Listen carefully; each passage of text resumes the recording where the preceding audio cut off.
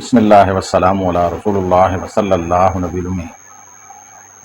میں مطلوب احمد اپنے چینل پر آپ کو خوش آمدید کہتا ہوں اور دعا کرتا ہوں کہ آپ خیر و عافیت سے ہوں۔ تو آن ایئر ہومیوپیتھی مٹیریل میڈیکا کے سلسلہ میں آج جو دوائی میں لے کے آیا ہوں اس کے بارے میں عام طور پر تاثر یہی ہے کہ یہ یورینری ٹریک کی بہت بڑی دوائی ہے۔ حالانکہ میری اسٹڈی کے مطابق یہ وہ دوائی ہے جو یورینری اور ڈائجسٹو سسٹم پر تقریباً برابر یا ایک دوسرے سے بڑھ کر کام کرنے والی دوائی ہے۔ مردانہ کمزوری کے لیے بہت ہی اعلیٰ دوائی مانی جاتی ہے۔ عام آتھر اس کو لکھتے ہیں کہ 40 سال کی عمر کے بعد جب پروسٹیٹ بڑھ جاتا ہے اور کسی وجہ سے آپ کا سیکسول نظام کمزور ہو جاتا ہے تو پھر اس دوائی کی ضرورت ہوا کرتی ہے۔ عام طور پر اس کو دائیں طرف کی دوائی کہا جاتا ہے، اس لیے یہ جگر کی بہت بڑی دوائی ہے۔ جیسے میں نے شروع میں کہا کہ یورینری ٹریک کے حوالے سے اس کو بہت ہی اعلیٰ دوائی کہا جاتا ہے، اس لیے یہ گردے کی پتھری پر کام کرنے والی دوائی ہے۔ گردے اور پتا کی پتھری اور درد پر بہت ہی اعلیٰ کام کرتی ہے۔ گنٹھیاوی دردیں ایسے جوڑوں کے درد جو حرکت سے کمی اور بستر کی گرمی سے بھی کمی محسوس کرے تو ادھر یہ بہت اعلیٰ کام کرنے والی دوائی ہوتی ہے۔ عام طور پر شام 4 بجے سے لے کر 8 بجے تک اس کا ایگریویشن ٹائم ہوتا ہے، یعنی 4 اور 8 کے درمیان اکثر مریض اپنے آپ کو ill محسوس کرتے ہیں۔ جیسا میں نے شروع میں بتایا ہے کہ ڈائجسٹو سسٹم کی بہت اعلیٰ دوائی ہے، تو اس لیے یہ معدے کے تمام علامات پر کام کرنے والی دوائی ہے، اور خاص طور پر گیس جب پیدا ہوتی ہے تو ادھر یہ بہت اعلیٰ کام کرتی ہے، جیسا کہ ارجنٹم نائٹریکم کام کرنے والی دوائی ہوتی ہے۔ اس کا افارہ ایسے محسوس ہوتا ہے جس کی وجہ سے سانس میں تھوڑی دشواری محسوس کرتا ہے۔ گیس کی وجہ سے، ہوا کی وجہ سے، پیٹ کی پھلاوٹ کی وجہ سے مریض سانس تھوڑا سا مشکل سے لیتا ہے۔ عام طور پر مچھلی نہیں کھانا چاہتا، اس دوائی کا مریض مچھلی نہیں کھاتا، اور اس کا بڑا اسپیسیفک سمٹم ہے کہ عام طور پر ماتھے پر شکن رہتی ہے، یعنی جیسے غصے میں ہو یا ویسے ہی ماتھے پر شکنے بل رہتے ہیں۔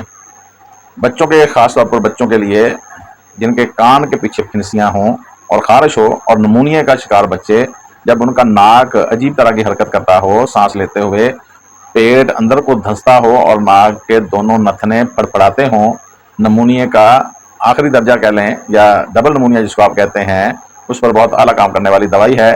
یہاں یہ چیلیڈونیم اور برایونیا کی معاونت کے طور پر استعمال کی جاتی ہے۔ کونیم کی طرح پخانے کے بعد مریض خود کو کمزور محسوس کرتا ہے، ویکنس محسوس کرتا ہے، اور عام طور پر دیکھا گیا ہے کہ پیشاب کی دھار انتہائی کمزور ہوتی ہے، پیشاب بہت آہستہ آہستہ اترتا ہے، انتظار کرنا پڑتا ہے جیسا کہ ایلومینا میں ہوتا ہے۔ اس کے باوجود بچوں کا بستری پیشاب بھی اس سے ٹھیک ہو جاتا ہے۔ کمزور لوگوں کی خشک کھانسی پر کام کرنے والی بہت اعلیٰ دوائی ہے۔ جیسے میں نے ابھی کہا تھا، درد گردہ پر بہت ہی اعلیٰ کام کرتی ہے۔ گردے کا درد چاہے پتھری کا ہو، سویلنگ کا ہو، کسی بھی وجہ سے گردے میں درد ہو رہا ہو تو اس پر کام کرنے والی نایاب دوائی ہے۔ جیسے شروع میں نے بتایا، نامردی پر بہت اعلیٰ کام کرتی ہے۔ نامردی ایسی کہ اپنے بیوی سے اجتناب برتتا ہے، اپنی بیوی سے الگ رہنا چاہتا ہے، یا اپنی بیوی اور بچوں سے لاپرواہ ہو جاتا ہے، حتیٰ کہ نفرت کی حد تک معاملات پہنچ جاتے ہیں۔ یہاں مجھے ایک کیس یاد آیا، میرے ادھر پڑوس میں ایک فیمیل میرے پاس دوائی لینے آئی، آج سے 15 سال پہلے کی بات ہے، اب تو ماشاءاللہ اس کی وہ بیٹی بھی صاحب اولاد ہے۔ تو وہ آئی، وہ کہتی ہیں کہ بھائی، وہ آپ کے جو بھائی ہیں یعنی میرے خامد، اس نے کہا کہ میں اس کو بار بار کہہ رہی ہوں کہ ہماری بیٹیاں جوان ہیں تو آپ کہیں ان کے رشتے کی بات چلائیں۔ وہ ایسا لاپرواہ ہو چکا ہے کہ وہ میرے ساتھ ہی نہیں بیٹھتا، وہ میرے ساتھ ہی بات نہیں کرنا چاہتا۔ میں بہت پریشان ہوں، ڈاکٹر صاحب آپ کوئی تعویذ دیں، اللہ اللہ کریں، کوئی دوا کریں یا دوائی دیں جس سے میرے ہسبینڈ کی میرے سے لاپرواہی اور بچوں سے نفرت کا جذبہ ختم ہو، اور وہ میری بچیوں کے لیے کوئی اچھا سوچیں، ان کے نکاح، ان کی شادی کے بارے میں بات کریں۔ تو میں نے اس دوائی کی آخری طاقت یعنی CM طاقت کی صرف ایک ڈوز اس عورت کو دی اور کہا کہ آپ اس کو کسی بھی طریقے سے ان کو کھلا دیں۔ آپ یقین کریں کہ 1 ماہ بعد وہ عورت آئی، 1 ماہ بعد وہ عورت دوبارہ آئی، تو اتنی دوائیں اس عورت نے دی، اتنا شکریہ ادا کیا کہ ڈاکٹر صاحب یہ تو تعویذ سے بھی بڑھ کے تھا، یہ تو جادو سے بھی بڑھ کے تھا، میرا ہسبینڈ مجھے پوری طرح ٹائم دیتا ہے، بچوں کے ساتھ بیٹھتا ہے۔ ابھی ہم پچھلے ہفتے بچی کا رشتہ طے کر کے آئے ہیں، الحمدللہ ثم الحمدللہ۔ یہ ہومیوپیتھک ادویات ایسے کام کرتی ہیں، نظریات کو تبدیل کرتی ہیں، سوئی ہوئی محبتوں کو جگا دیتی ہیں۔ جیسے میں نے ابھی کہا تھا کہ نامردی ایسی نامردی کہ رغبت ہی ختم ہو جاتی ہے، خاص طور پر زیادہ عمر کے لوگوں میں۔ پوروں کے باری کے بخاروں کی بڑی اعلیٰ دوائی ہے، ذہین لوگوں کی دوائی ہے۔ ایک بچوں کے حوالے سے ایک اور سمٹم مجھے یاد آیا کہ بچہ سارا دن سوتا ہے اور رات کو روتا ہے، یہ بھی اس کا بڑا زبردست سمٹم ہے۔ اور لڑکیوں میں اس کے حوالے سے ایک بہت زبردست سمٹم ہے کہ لڑکیوں کے پستان یعنی برسٹ چھوٹے رہ جاتے ہیں، اور ایسی لڑکیاں جو دیر سے جوان ہوتی ہیں ان کے لیے بھی یہ بڑی اچھی دوائی ہے۔ جگر کے تمام امراض، معدے کے تمام امراض، پیشاب کے تمام امراض، گردوں کے تمام امراض پر کام کرنے والی بہت ہی اعلیٰ دوائی ہے۔ جیسے میں نے ابھی بتایا تھا کہ باپ کو بچوں سے نفرت یا لاپرواہی ہو جائے تو اس کے دماغ کو تبدیل کر دیتی ہے۔ عام طور پر دیکھا گیا ہے کہ اگر مریض یا شخص کھانا نہ کھائے تو اس کے سر میں درد ہونا شروع ہو جاتا ہے، اور ایسے مریضوں کا پیٹ بھی بولتا ہے، جیسا کہ اگنیشیا میں ہم پیچھے پڑھ کے آئے ہیں۔ اور ڈکار آنے سے آرام نہیں آتا، جیسا کہ ایسافوٹیڈا میں بھی یہ سمٹم پایا جاتا ہے۔ مرد کی نامردی میں عضو تناسل چھوٹا ہو جاتا ہے، پراسٹیٹ بڑھ جاتا ہے۔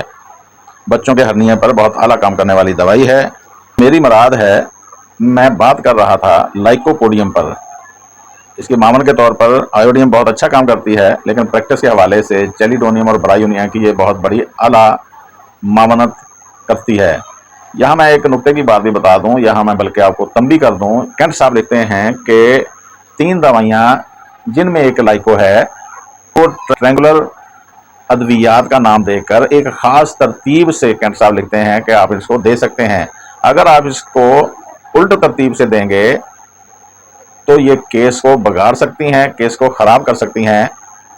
وہ 3 دوائیاں لائکوپوڈیم، سلفر، کلکیریا کار ہوتی ہیں، اور ان کو اس ہی ترتیب سے دیا جاتا ہے۔ جیسا کہ اگر آپ لائکوپوڈیم دے رہے ہیں، کچھ عرصہ لائکوپوڈیم دیتے رہیں گے، یہ کرونک کیسز میں بتا رہا ہوں، کچھ عرصہ آپ نے لائکوپوڈیم دی ہے، 30 دی، 200، 1M، 10M یا CM، تو اس کے بعد آپ غور کریں گے، اگر آپ کو سنگل ریمیڈی کے حوالے سے کچھ نہ کچھ نالج ہے تو آپ غور کریں گے، دیکھیں گے کہ اب مریض سلفر کو طلب کر رہا ہے۔ پھر آپ سلفر سے اس کی باقی ماندہ علامات یا اس کا علاج کریں گے۔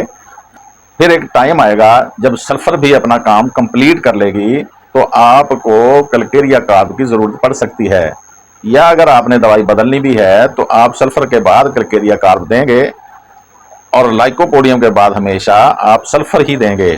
یہ اسی ترتیب سے ہی کام کرنے والی 3 ادویات یہ اس طرح ہی کام کرتی ہیں، جیسے کہ سلفر کلکیریا لائکوپوڈیم، یا لائکوپوڈیم سلفر کلکیریا، یا سلفر کلکیریا لائکوپوڈیم، یا کلکیریا لائکوپوڈیم سلفر۔ تو میں بات کر رہا تھا لائکوپوڈیم پر۔ والسلام۔